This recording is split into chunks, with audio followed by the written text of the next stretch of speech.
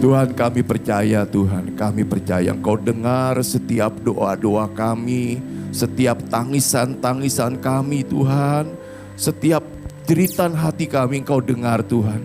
Tuhan, kami sadar untuk kami menjalani tahun 2025 ini, Tuhan. Kami sadar tanpa Engkau yang menyertai kami, tanpa Engkau yang memimpin hidup kami, Tuhan, tanpa perlindungan yang daripadamu, kami gak sanggup menjalani tahun 2025 ini.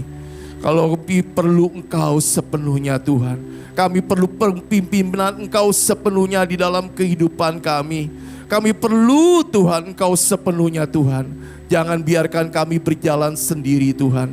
Jangan biarkan kami berjalan dengan kekuatan sendiri, Tuhan. Kami mau bergantung sepenuhnya kepada Engkau. Kami mau bersandar sepenuhnya kepada Engkau. Terima kasih, Tuhan, terima kasih. Kami mengucap syukur kalau kami sudah melewati tahun 2024. Satu hal kami percaya, bersama dengan Engkau, Tuhan, kami melihat tahun 2025 adalah tahun penuh pengharapan, di mana Engkau akan menyatakan kemuliaan-Mu, Tuhan. Terima kasih, Tuhan. Kami mau terima semua yang telah Kau sediakan buat kami di tahun 2025 ini, Tuhan. Terima kasih, Tuhan. Kami mengucap syukur untuk semua kebaikan-Mu. Dan kalau sebentar kami ingin mendengarkan kebenaran firman-Mu, mari Roh Kudus, Engkau yang bekerja di tengah-tengah kami. Kau sendiri yang berbicara melalui hamba-Mu ini yang tidak ada apa-apanya, Tuhan. Terima kasih, Tuhan. Di dalam nama-Mu kami berdoa dan mengucap syukur. Haleluya. Amin. Kristus adalah hidupku. Dan ini merupakan tema kita ya di tahun 2025. Saya percaya kalau kita menyadari sepenuhnya bahwa ada Kristus yang di dalam kita. Ada Kristus yang bersama dengan kita, ya. Ada Kristus yang memimpin hidup kita. Saya percaya Bapak Ibu, kita sebetulnya nggak perlu takut, khawatir dengan tahun 2025, benar? Kalau kita menyerahkan hidup kita di bawah pimpinan Kristus yang adalah hidup kita, saya percaya semua akan kita lalui dengan sukacita dan kemenangan. Amin. Jadi, dan reaksi kita mana? Sikap kita. Kita siap, sikap kita. Kita belajar hidup dipimpin oleh Kristus. Roh Kudus akan berbicara kepada kita. Ya. Tapi kalau kita, aku mau jalan dengan caraku sendiri, dengan mauku sendiri, Roh Kudusnya akan diam. Silakan. Tapi kalau kita berserah setiap hari, Roh Kudus pimpin aku, apa yang harus aku lakukan hari ini, apa yang aku harus perbuat. Kalau kita ada masalah, kita bawa Roh Kudus, tolong aku untuk menyelesaikan masalah ini. Saya percaya Bapak Ibu, Roh Kudus akan memberikan jalan keluar. Sehingga kita tidak perlu takut menghadapi tahun 2025. Setuju? Setuju? Setuju Bapak Ibu? Oke. Dan selanjutnya. Nah ini ya Bapak Ibu, kasih Allah kepadaku tidak berkesudahan. Tadi kita sudah nyanyikan. Saya percaya Bapak Ibu kalau kita punya iman, percaya bahwa kasih Allah kepada kita tidak berkesudahan.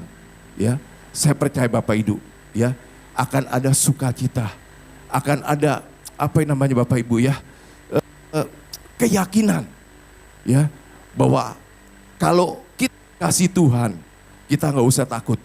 Dikatakan tidak ada yang dapat memisahkan kita dari kasih Allah, benar?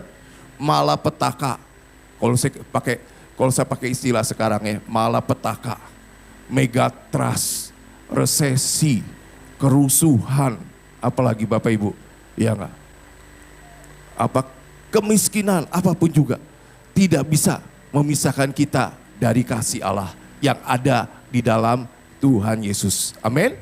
Oh, aku berdiri di atas batu karang rohani yang teguh, yaitu Kristus. Bapak Ibu, kalau kita hidup ya Bapak Ibu ya, kita berdiri di atas firman Tuhan. Batu karang yang teguh apa sih? Kalau kita baca di dalam Alkitab, batu karang yang teguh ya, di situ dikatakan itu adalah Kristus sendiri. Dikatakan begini, ya nanti akan saya jelasin lebih lanjut. Dikatakan begini, dikatakan ada dua orang yang membangun rumah. Benar gak Bapak Ibu pernah dengar? Satu di atas batu, satu lagi di atas pasir. Pernah dengar kan? Nah, batu itu sebetulnya kalau kita baca di dalam Alkitab, ya, terjemahan lain, itu batu karang. Ya, rock. Dan itu dipakai juga pada waktu Tuhan Yesus berkata begini kepada Petrus, kepada murid-muridnya. Pada waktu Tuhan Yesus bertanya kepada murid-muridnya, menurut orang siapakah aku ini? Ya, wah masing-masing bilang kamu Elia, semacam-macam gitu. Pada waktu itu Tuhan Yesus berkata begini, menurut kamu siapakah aku ini? Terus Petrus tiba-tiba ngomong, engkau adalah Mesias, anak Allah yang hidup. Terus kemudian Yesus berkata, wah luar biasa. Katanya begini, Petrus bukan main engkau, ya, bukan kamu yang berkata-kata, ya, tapi Bapakku yang di sorga berkata-kata kepada engkau. Engkau mengalami pewahyuan. Dan dikatakan di atas pengakuan ini, ya, gerejaku, jemaatku akan dibangun. Dan dikatakan Allah maut tidak berkuasa. Ngerti Bapak Ibu ya? Jadi kalau kita sebagai gereja Tuhan percaya bahwa Yesus Kristus adalah Tuhan dan Juru Selamatku. Kita berdiri di atas batu karang yang teguh. Saya percaya Allah maut dikatakan tidak berkuasa atas hidup kita. Ya, sihir, mantra, virus, apapun juga saya percaya Bapak Ibu. Kalau kita yakin aku hidup dibangun di atas batu karang yang teguh, yaitu Tuhan Yesus, kita nggak akan mengalami itu semua. Amin. Amin. Itu Bapak Ibu ya. Kalau kita baca juga di dalam Alkitab di 1 Korintus pasal 10 ayat 14, nggak usah dibuka nanti ini. Dikatakan begini, bangsa Israel ya, pada waktu mereka keluar dari Mesir, dikatakan mereka diikuti oleh batu karang. Saya pelajari Bapak Ibu, ternyata batu karang itu bisa jalan. Ini benar serius. Jadi batu karang itu ternyata bisa ngikutin. Kemana bangsa Israel pergi itu, dia ngikutin. Dan batu karang itu dikatakan mensuplai kebutuhan air bangsa Israel pada waktu di padang gurun. Sehingga bangsa Israel tidak mengalami kekurangan air. Kemudian di dalam Alkitab di 1 Korintus 10 ayat 4 dikatakan batu karang itu adalah Kristus.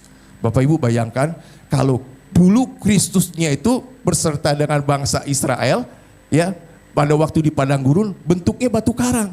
Ya, batu karang rohani ada di luar. Sekarang Kristusnya ada di mana? Kristus adalah hidupku. Kristusnya ada sekarang di dalam kita. Seharusnya pada waktu kita mengalami kehausan, baik jasmani, rohani, apapun juga, ya, Kristus itu akan mencukupi kebutuhan kita. Amin. Asal kita percaya, yakin, ya. Oke, nanti kita lanjutkan lagi Bapak Ibu ya. Kemudian yang selanjutnya, ini Bapak Ibu. Allahku turut bekerja di dalam segala sesuatu untuk mendatangkan kebaikan bagiku yang mengasihi Dia dan yang terpanggil sesuai rencana Allah. Jadi Bapak Ibu, dikatakan di sini Allahku turut bekerja dalam segala sesuatu. Segala sesuatu artinya ada yang baik, ada yang nggak baik, ada yang mengenakan kita, ada juga yang bikin kita susah, benar nggak? Bikin kita mumet, ya. Tapi di sini dikatakan kalau kita mengasihi Tuhan tuh, ya, bagiku yang mengasihi Dia, mengasihi Tuhan. Kalau hati kita cinta Tuhan, kalau kita jaga terus cinta kita ke Tuhan, ya. Walaupun itu sekalipun kebodohan kita, asal kita bertobat di hadapan Tuhan, Tuhan sanggup mengubahkan untuk mendatangkan kebaikan buat kita sebagai umat kesayangannya. Amin. Terjadi, kalau kita percaya ini terjadi dalam hidup kita. Tapi kalau kita nggak percaya ya nggak terjadi, ya. Jadi yakin Bapak Ibu, tetap tadi dikatakan kita mengucap syukur. Kita masuki pintu gerbangnya dengan ucapan syukur. Kita ini bait Allah.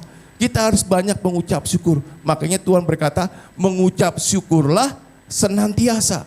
Mengucap syukurlah senantiasa. Maksudnya apa? Dalam susah, dalam enak. Mengucap syukur. Kenapa Bapak Ibu? Karena kita percaya Allah itu turut bekerja. Walaupun kelihatannya gak enak, ya pertama gak enak, menyakitkan, merugikan apapun juga. Tapi kalau kita mengucap syukur, satu hal, ternyata kuasa mengucap syukur itu Bapak Ibu, dia menjagai hati kita, menjagai roh jiwa kita, sehingga kita tidak akan mengalami stres. Ini saya baca Bapak Ibu, saya baca di satu buletin, dia katakan kuasa mengucap syukur ternyata melindungi kita, ya, melindungi kita dari tekanan jiwa. Benar kan Bapak Ibu? Kalau kita menghadapi masalah, mumet nggak? Mumet ya Bapak Ibu. Kalau saya terus terang aja menghadapi masalah pajak aja nih mumet, ya nggak? Tapi kalau kita mengucap syukur, nggak tahu ada seperti perlindungan sehingga nggak menyentuh jiwa kita sampai stres, ngerti ya? Ngerti ya sampai stres ya, sampai mumet, ada yang gentusin kepala ke tembok, gitu loh ya. Ada yang mukulin kepala juga macam-macam lah, orang stres macam-macam. Tapi kalau kita mengucap syukur senantiasa, Tuhan terima kasih, aku percaya Engkau turut bekerja di dalam segala sesuatu. Aku nggak ngerti sekarang, tapi suatu saat aku akan mengerti Tuhan. Ternyata ada rencanamu yang indah buat hidupku. Amin. Nah, oke. Nah kemudian hidupku harus selalu dipenuhi oleh firman Tuhan dan Roh Kudus. Bapak Ibu, saya selalu pakai kata ku, ya. Jadi bukan buat orang lain, buat aku. Hidupku harus selalu dipenuhi oleh firman Tuhan dan Roh Kudus. Bapak Ibu, saya percaya di tahun-tahun yang akan datang, bukan tahun 2025 saja, tapi di tahun-tahun yang akan datang, kita mau gak mau harus punya kerinduan, punya keinginan yang kuat untuk selalu dipenuhi dengan Roh Kudus dan firman Tuhan. Bapak Ibu, kalau kita mau dipenuhi firman Tuhan, ya, harus kita tuh haus dan lapar, ya. Bapak Ibu, kalau kita ditanya nih Bapak Ibu ya, ditanya sebetulnya, ya enggak, firman Tuhan itu penting enggak? Kalau kita baca sebagian besar, bukan bagian besar, seluruhnya, ya, sebetulnya firman Tuhan itu sangat-sangat penting buat kita, ya. Bahkan hidup kita pun karena firman Tuhan. Jadi Bapak Ibu, kalau kita baca firman Tuhan, jangan sekedar mengetahui, ngerti nggak? Saya tidak melarang, saya tidak menentang orang yang baca Alkitab setiap hari kejar target. Ya ngerti, kejar target, sehari satu pasal, enggak, silakan. Tapi stop, jangan cukup hanya membaca dan mengetahui. Firman Tuhan itu yang paling penting untuk dipercaya. Bapak Ibu, kalau Bapak Ibu kita baca firman Tuhan, tapi kita nggak percaya, percuma. Kita hanya baca cerita perang di dalam perjanjian lama, bener nggak? Bangsa ini ngelawan bangsa itu, ngerti nggak? Iya, tiba-tiba ada penolong, iya nggak? Oh macam-macam kayak begitu, iya nggak? Tiba-tiba ada cerita yang berbau-bau, iya nggak? Daud dengan Batseba, terus Salomo punya istri sekian, ya enggak? Cuman buat pengetahuan, percuma Bapak Ibu, ya. Tapi kalau kita baca firman Tuhan, yang paling penting kita harus percaya, ya enggak? Kalau kita enggak percaya, maaf Bapak Ibu, letakkan dulu Alkitab, tutup dulu, tanya ada apa dengan aku? Kok aku enggak percaya? Ngakunya Kristen, pengikut Kristus, tapi enggak percaya sama Alkitab. Ini benar Bapak Ibu, suatu saat saya ketemu seorang hamba Tuhan, dia cerita, ada saudara kita, dia hafal Yohanes pasal 1, atau Yohanes pasal 1, ayat 1 sampai berapa, dia hafal. Pada mulanya adalah firman, firman itu bersama-sama dengan Allah, firman itu Allah, dan firman itu telah menjadi manusia, dan tinggal bersama dengan kita telah, dia hafal. Terus saya tanya begini, terus dia bertobat enggak? Enggak. Tetap di agamanya. Nah, itu namanya apa? Cuman buat tahu. Nggak percaya. Kalau dia percaya, dia mesti bertobat dong. Iya enggak? Firman itu telah jelas mengatakan firman itu telah menjadi manusia dan tinggal di tengah-tengah kita, dan kita telah melihat mulianya, yaitu di dalam Yesus Kristus. Harusnya percaya. Dia bertobat, dia bertekuk lutut, dia terima Yesus. Tapi enggak, cuman dia tahu. Dia enggak tahu, ya hafal Ci, Ditutup Alkitabnya dia bisa sebutin, hafal. Saya bilang, oh ya. Jadi cuman tahu, nggak percaya. Tapi kita nggak mau begitu Bapak Ibu ya. Kita mau percaya setiap firman Tuhan yang kita baca. Amin. Kalau kita susah untuk percaya, kita minta Roh Kudus, tolong Roh Kudus singkapkan. Ya nggak? Ada apa ini dengan aku? Kok aku nggak bisa mempercaya ini? Ngerti Bapak Ibu ya? Nah setelah kita percaya, terus apa? Hidup kita tuh dipenuhi oleh firman Tuhan. Benar? Hidup kita dipenuhi firman Tuhan dan bukan sekedar dipenuhi firman Tuhan. Hidup kita benar-benar dikuasai, dikendalikan oleh firman Tuhan. Ngerti Bapak Ibu? Seberapa besar, seberapa banyak Kristus menguasai hidup kita. Itu sejauh mana? Sejauh firman Tuhan menguasai hidup kita. Kristus itu adalah firman. Amin. Sebagai berapa besar hidup kita dikuasai Kristus, sebegitu besarlah firman Tuhan menguasai hidup kita. Benar? Pada waktu kita disuruh mengampuni, kita bilang enggak mau. Enak aja diampunin. Kesalahannya udah segede begitu, menyinggung saya, ya enggak, menggores di hati saya. Izinkan kasih Tuhan menggores hati kita, beres kan? Tuhan aja mengampuni kita, masa kita susah mengampuni? Ya enggak? Kristus menguasai kita sejauh firman Tuhan itu menguasai hidup kita, mengendalikan hidup kita. Jadi kalau kita bilang hidup kita dipimpin oleh Kristus, ada Kristus dalam hidup kita, tapi nggak ada firman yang nempel di dalam hati kita, perlu dipertanyakan. Dipenuhi Roh Kudus, Bapak Ibu, dipenuhi Roh Kudus. Bapak Ibu percaya, Roh Kudus itu sudah dicurahkan pada waktu hari Pentakosta. Roh Kudus sudah dicurahkan kepada kita semua orang yang percaya.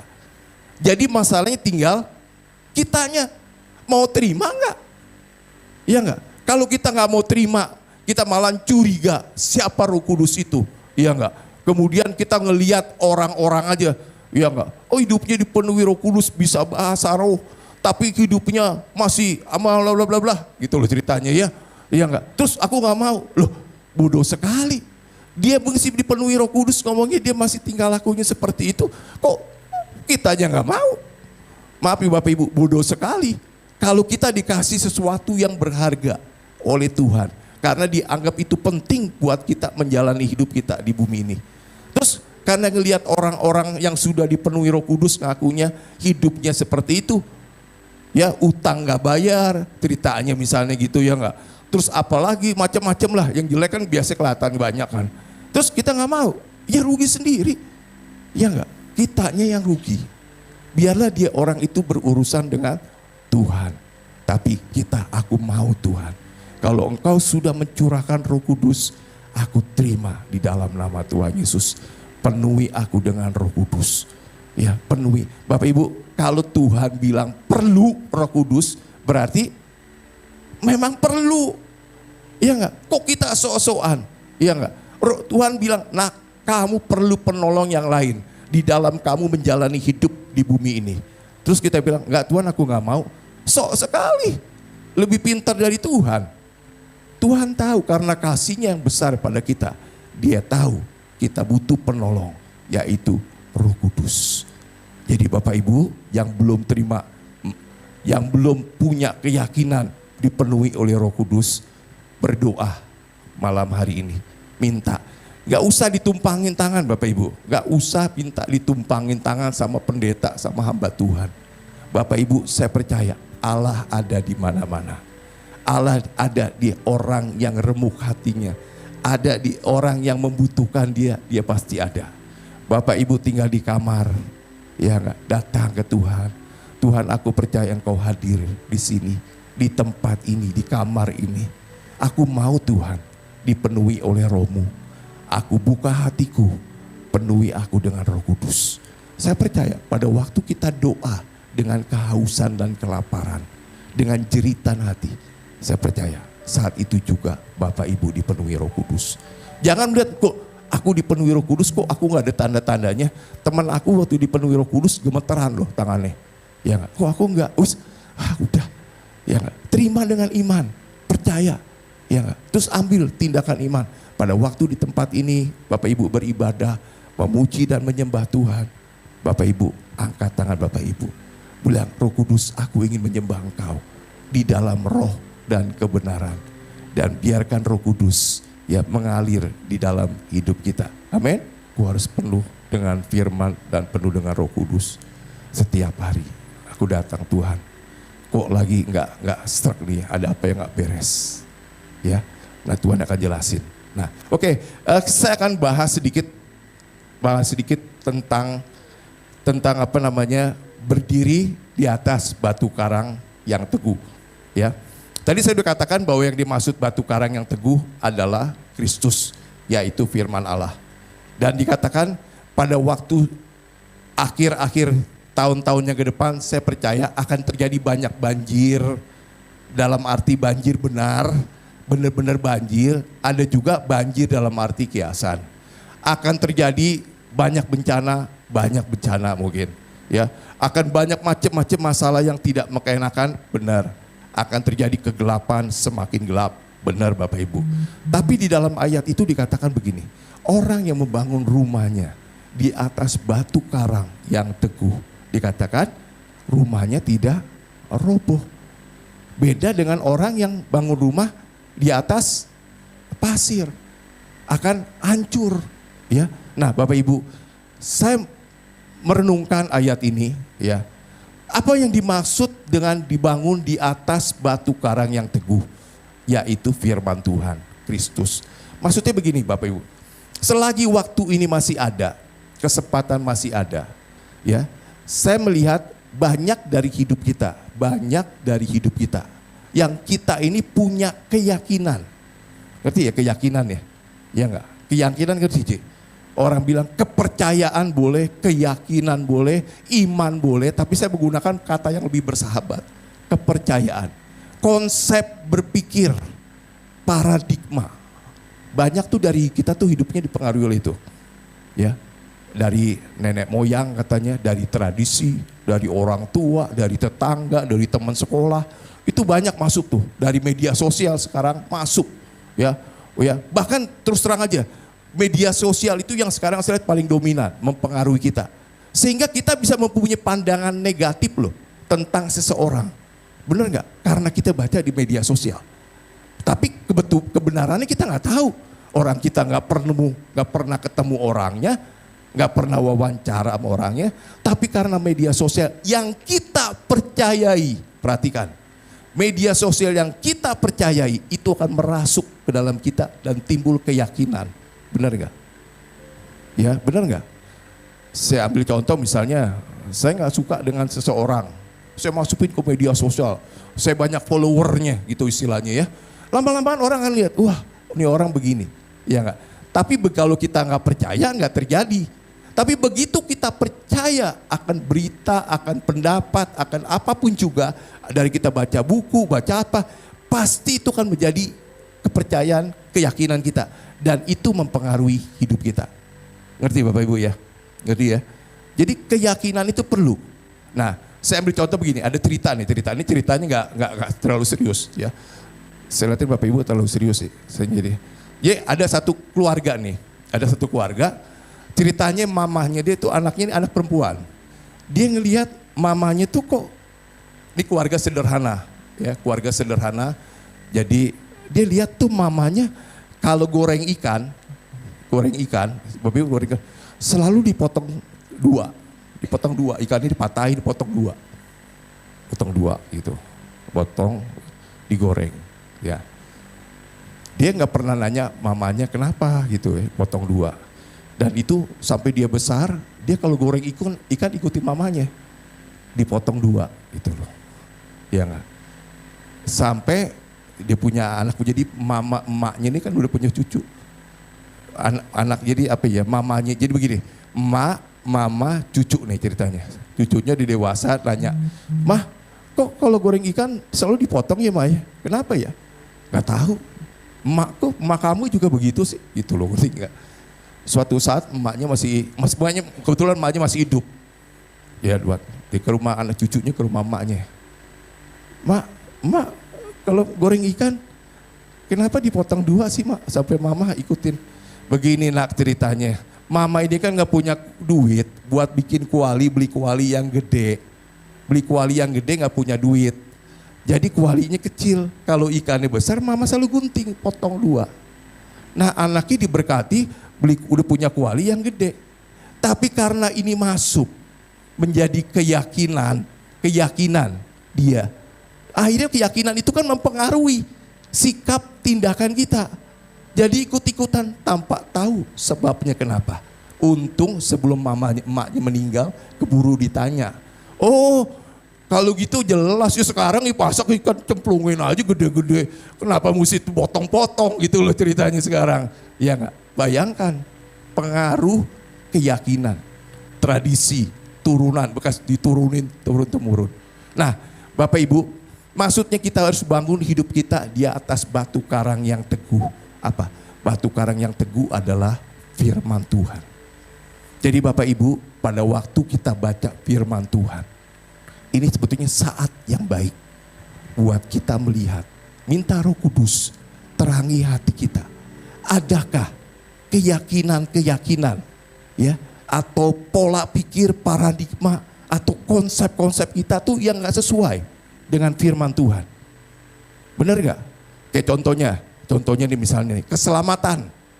Iya gak? Masih ada gak di dalam diri kita pikiran bahwa keselamatan karena orang pernah bilang banyak jalan menuju Roma. Saya pun juga percaya bahwa keselamatan banyak kok. Gak selalu harus percaya ke Tuhan Yesus. Iya enggak? Banyak jalan menuju Roma. Jadi banyak asal kita berbuat baik bisa masuk surga. Itu kan gara-gara kepercayaan nenek moyang kita dulu. Iya enggak? Berbuat baik, mengabdi, kebaikan, kebajikan. Iya enggak? Pasti masuk surga.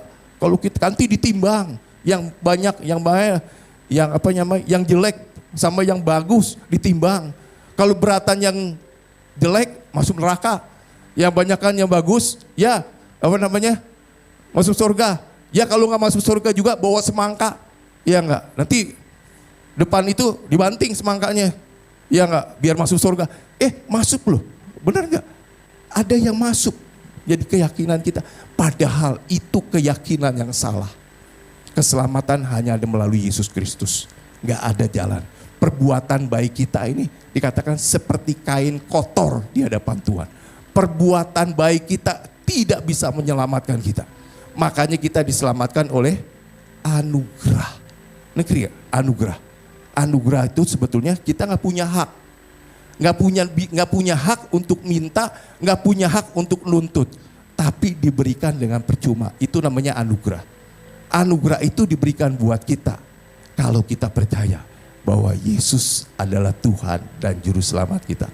Pada waktu kita percaya, kita dapat anugerah keselamatan yang dari Tuhan. Nah, kalau kita baca Alkitab, coba kita konfrontir dengan keyakinan kita yang ada sekarang. Ini kesempatan selama kita belum dipanggil pulang. Benar, Bapak Ibu, selama kita belum dipanggil pulang Tuhan, kita konfrontir, ya, ada enggak keyakinan yang salah dalam hidup kita? Ya, kalau kita misalnya kalau mengampuni orang, ya enggak? Kan ada orang mengampuni orang, dibilang, ya gigi balas gigi dong, ya enggak? Benci 7 turunan, wah gitu ceritanya kan, ya enggak? Mungkin ada di dalam diri kita, mungkin ada loh di antara kita yang masih benci dengan anak dia loh. Kenapa? Karena orang tuanya, ya enggak? Orang tuanya enggak benar, merugikan saya. Anaknya jadi korban. Ada kayak gitu. Itu gara-gara apa? Itu gara-gara tradisi dulu. Gigi balas gigi, mata balas mata. Ada. Tapi kalau kita udah kenal firman Tuhan, Tuhan Engkau menyuruh aku untuk mengampuni orang. Ya enggak? Tuhan, aku enggak sanggup mengampuninya sekarang Tuhan. Aku minta anugerah-Mu. Berikan aku kasih-Mu, biar aku boleh merasakan kasih-Mu. Sehingga aku pun bisa mengasihi orang yang telah mencelakakan aku. Pada waktu kita minta ke Tuhan gitu, Tuhan berikan kasih karunia, kasih-Nya melingkupi hati kita. Sehingga kita bisa mengampuni orang tersebut. Nah, penting ya, banyak sekali Bapak Ibu. Ya, Kalau saya terus terang baca Alkitab, wah Tuhan aku masih begini. Jangan iri hati.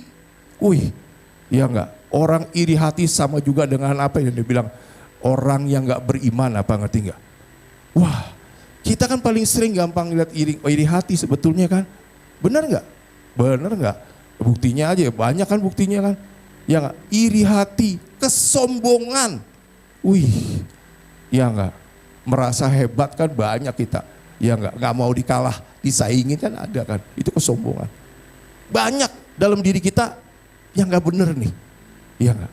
Kita sudah diselamatkan tapi Tuhan mau. Nah, buang yang yang kerak-kerak dosa itu buang dari hidup kita. Kita minta anugerah Tuhan. Ya enggak? Kita minta anugerah. Sehingga tujuan Tuhan melakukan ini. Dikatakan agar kita serupa dengan Kristus. Agar kita bisa melihat segala sesuatu seperti Tuhan melihatnya. Wih, luar biasa. Kenapa kita mesti Tuhan bentuk kayak begitu? Dikatakan karena kita akan duduk ya bersama dengan Tuhan Yesus di sebelah Bapa. Ada ayatnya loh. Belum pernah dengar ya? Jadi belum pernah dengar. Dibilang roh yang membangkitkan Yesus, membangkitkan kita juga. Roh yang mendudukkan Yesus ya di sebelah kanan Bapa, dan Yesus yang adalah kepala gereja, kepala jemaat diberikan kepada kita, ya diberikan menjadi kepala buat kita sebagai jemaat ya. Jadi kalau kepalanya di sebelah kanan Bapa, berarti badannya ikut kan kita. Makanya Tuhan menggembleng kita, menjadikan kita untuk apa? Menjadi sempurna sama seperti Kristus. Ya, kalau kita baca di Alkitab dikatakan kamulah ahli waris bersama dengan Kristus. Wow, ya kita ini loh jelek-jelek ini bakal jadi ahli waris bersama dengan Kristus. Luar biasa enggak? Luar biasa. Oh saya pikir luar biasa Tuhan. Dengan pikiran manusia aku gak bisa menangkap. Tapi dengan anugerah-Mu aku percaya Engkau akan singkapkan, Engkau akan bawa aku ke sana.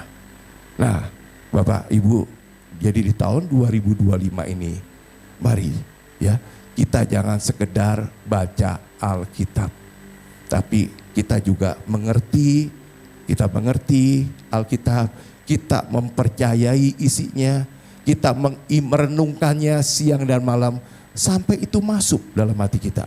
Sampai firman itu berbicara kepada kita. Bagaimana tandanya tahu bahwa firman itu sudah berbicara, sudah tergores dalam hati kita? Mungkin Cik bisa tahu? Paling gampang kalau kita lagi menghadapi masalah Bapak Ibu, benar gak? Pada waktu kita menghadapi tekanan, mengalami sakit penyakit, mengalami kekurangan uang, mengalami macam-macam bencana. Yang keluar dari mulut kita apa?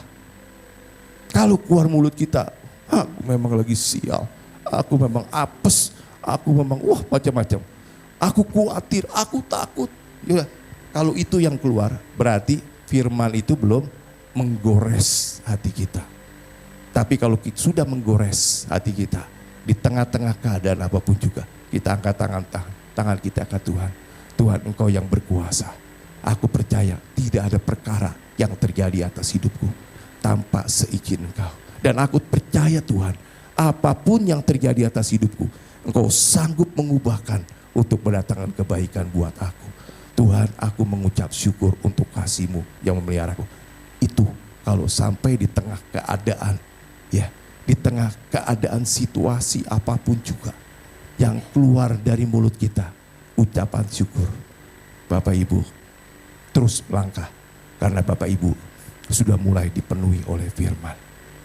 Tapi yang keluar kalau maki-makian, ya, hujatan, perlu Bapak Ibu lebih banyak waktu untuk baca firman Tuhan, luangkan waktu. Bapak Ibu,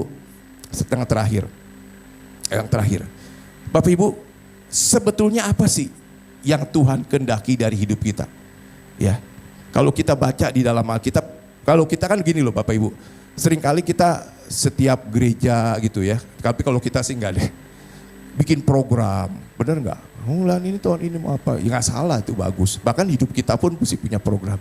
Tapi kalau kita mengikut Tuhan, yang paling penting adalah di Alkitab dikatakan, di Alkitab di dalam Yohanes pasal 15, tinggallah di dalam aku. Persekutuan yang Tuhan bilang. Dari persekutuan yang intim, Tuhan akan taruh, nak, aku mau begini nak. Nah, pada waktu Tuhan berbicara begitu, kita lakukan.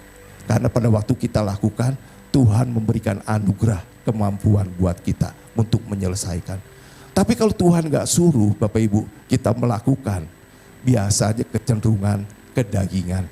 Akhirnya apa? Iri-irian, udah mulai tunjuk-tunjukkan. Tapi mari ya, di tahun 2025 kita aktifkan persekutuan kita dengan Tuhan. Luangkan waktu. Iblis gak suka, apakah saya tahu? Bapak Ibu, iblis paling gak suka kalau kita hidup di dalam keintiman dengan Tuhan. Buktinya apa? Dari zaman Adam dan Hawa. Baca di dalam Alkitab, dikatakan Adam dan Hawa bergaul dengan Tuhan setiap sore. Ya, iblis gak suka. Dia bikin ya supaya apa? Hubungan itu terputus. Kemudian Bapak Ibu kalau baca lagi di dalam Alkitab, ketika bangsa Israel disuruh keluar di bawah pimpinan Musa dan Harun. Ya, dikatakan si Musa menghadap Firaun. Dia ngomong begini, Firaun, izinkan kami bangsa Israel untuk keluar ya, untuk beribadah kepada Allah di gunung Gunung Nebo atau Gunung Sinai, nggak tahu. Kemudian Firaunnya marah. Dia bilang enak aja gitu loh. Kamu mau santai beribadah kepada Tuhan, bermalas-malasan. Terus dia perintahin komandornya iya nggak? Suruh kerjanya lebih keras lagi supaya mereka tidak ingat dan tidak melakukan perbuatan yang sia-sia. Jadi ternyata kalau kita menyediakan waktu untuk bersekutu dengan Tuhan, itu di hadapan orang-orang mungkin dikatakan kamu menyia-nyiakan waktu. Tapi di hadapan Tuhan enggak. Tuhan menghargai itu semua. Ambil, makanya Bapak Ibu, di tahun 2025 sekali lagi, mari sediakan waktu kita. Ya, perbanyak waktu kita. Karena dikatakan hari-hari semakin mendekat. Kemudian ke Bapak Ibu baca katanya kan di Cina sekarang COVID sudah mulai lagi. Wah, tapi sekali lagi kita ini berdiri di atas batu karang yang teguh, yaitu Kristus. Amin Bapak Ibu. Tuhan, kami minta anugerah-Mu, kami minta kasih karunia-Mu, kami minta kemurahan-Mu Tuhan. Biarlah hidup kami senantiasa terhubung dengan Engkau. Biarlah setiap saat, setiap waktu hidup kami Tuhan terhubung dengan-Mu Tuhan. Kami boleh bersekutu terus dengan Engkau Tuhan. Di tengah kesibukan kami, di tengah macam-macam tekanan yang ada dalam hidup kami, beri kami kasih karunia dan anugerah-Mu Tuhan. Untuk kami tetap terhubung dengan Engkau Tuhan. Untuk kami tetap terhubung dengan Engkau Tuhan.